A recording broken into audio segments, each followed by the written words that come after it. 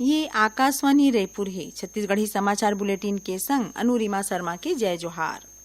केंद्र सरकार गांधी जयंती के मौका में देश भर में फिट इंडिया प्लॉगिंग रन के आयोजन करही, जेहा जॉगिंग यानी धिल्लाघा दौड़त बेरा कचरा उठाए के एकठिन अलगहे अभ्यास होही। आकाशवाणी ले आज मन की बात कार्यक्रम में प्रधानमंत्री नरेंद्र मोदी ए नवा किस्म के जॉगिंग यानी प्लॉगिंग रन पर राष्ट्र के ध्यान दिवाइन। एला ओमन राष्ट्रपिता महात्मा गांधी के सपना ला पूरा करे के एकठिन सुघ्घर अभ्यास बताइन। 2 अक्टूबर ले शुरू होवैया ये अभियान में हमन ला 2 किलोमीटर तक दौड़त बेरा रद्दा में बगरे प्लास्टिक कचरा ला बिन्ना हो सकेल न रही, जेखर ले हमन अपन सेहत के संगे धरती माता के घलो रक्षा कर सकन। संगे प्रधानमंत्री अवैया 31 अक्टूबर के सरदार वल्लभ भाई पटेल जयंती मौका में घलो बड़ भारी संख्या में लोगन मन ले रन फॉर यूनिटी दौड़ में भाग ले के आग्रह करीन है। प्रधानमंत्री सिंगल यूज प्लास्टिक यानी एक घाव इस्तेमाल होवैया प्लास्टिक ला नई बौरे ऊपर घलो जोड़ दीन। प्रधानमंत्री मन की बात कार्यक्रम में लोगन मन ले तंबाकू छोड़े बर अपील करत कीन कि ओमन ई सिगरेट के छलावा मझनावे काबर की एमा घलो खतरनाक रसायन रही थे। उहे ओमन लोगन मन ले सोशल मीडिया में भारत की लक्ष्मी हैशटैग के इस्तेमाल करत अपन नोनी मन के सुघ्घर काम ला उमा बताए के आग्रह करीन। प्रधानमंत्री कीन के नवरात्रि के संगे आज ले तिहार के मौसम शुरू हो गए है, जेमा मनखे मन ऐसा जिनिस के दान गरीबा मन ला करें जेला ओमन बउरते नहीं है। श्री मोदी तनाव मुक्त परीक्षा के कई ठिन पहलू पर पढ़ैया लइका, शिक्षक और अभिभावक मन ले अपन अपन अनुभव और सुझाव ला बांटे खातिर घलो कीन।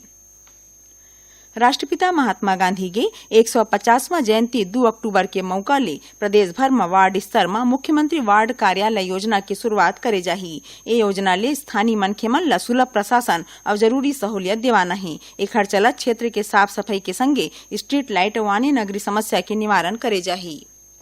भारतीय जनता पार्टी चित्रकोट विधानसभा उपचुनाव पर लच्छूराम कश्यप ला और कांग्रेस जगदलपुर के ग्रामीण कांग्रेस अध्यक्ष राजमन बेंजाम ला अपन प्रत्याशी बनाए हैं। काली 30 सितंबर के ए उपचुनाव पर नामांकन पत्र जमा करे के आखिरी तारीख है। यहाँ बता दन कि चित्रकोट उपचुनाव पर अवैया 21 अक्टूबर के वोटिंग और वोट के गिनती 24 अक्टूबर के होही।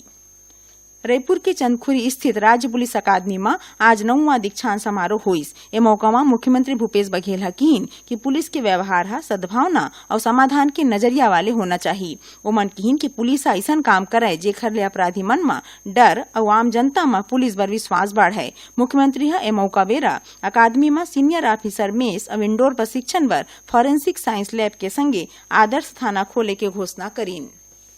स्थायी खाता संख्या पैन नंबर ला आधार नंबर ले जोड़े के आखिरी तारीख ला 31 दिसंबर तक घुचा दे गे है।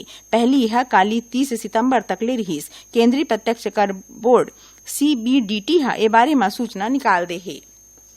शक्ति की आराधना के पर्व शारदे यानी कुमार नवरात्र आज ले चालू होगी। आज ले 9 दिन तक श्रद्धा भक्ति और उत्साह ले राजधानी रायपुर समेत जम्मू प्रदेश भक्ति में रही। माँ दुर्गा के मूर्ति की स्थापना पर पंडाल मन ला सुघ्घर ढंग ले सजाए गे है। उहाँ ज्वारा बोए के संगे मनौती वाले जोत घलो जलाए जाही। प्रदेश के प्रमुख शक्ति पीठ दंतेवाड़ा में दंतेश्वरी, रतनपुर और रायपुर के महामाया मंदिर और डोंगरगढ़ के माँ बमलई दाई के मंदिर में श्रद्धालु मन के भीड़ लगा थे। राजधानी रायपुर के प्रोफेसर जय नारायण पांडे उच्चतर माध्यमिक विद्यालय में काली 30 सितंबर ले 2 अक्टूबर तक डाक टिकट प्रदर्शनी राखे गई है।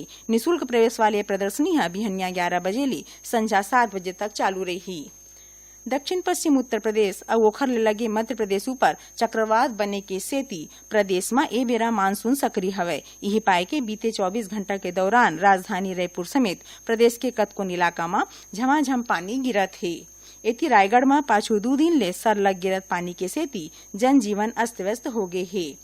रायपुर स्थित मौसम विज्ञान केंद्र के विज्ञानी RK वैश्य आकाशवाणी समाचार ला बताइन कि प्रदेश के उत्तरी इलाका में अवैया 24 घंटा के दौरान जोरदार वर्षा हो सकत है। एकरे संग छत्तीसगढ़ी समाचार बुलेटिन यहीं सिरावत है। जय जोहार।